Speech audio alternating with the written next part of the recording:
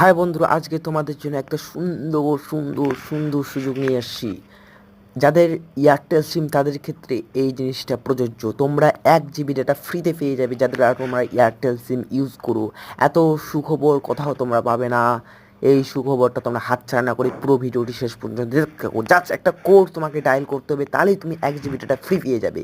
যদি তুমি আগে থেকে লোন নিয়ে থাকো তাহলে তোমার হবে না, জাস্ট একবারই পাবে। তারপর যদি তুমি সেই ডেটা শোধ করে দাও তারপর আবার পাবে। তাহলে কী করতে হবে, তোমাকে ডায়াল বাটনে গিয়ে জাস্ট একটা কোড তোমাকে ডায়াল করতে হবে। কোডটা তোমরা দেখে নাও। প্রথমে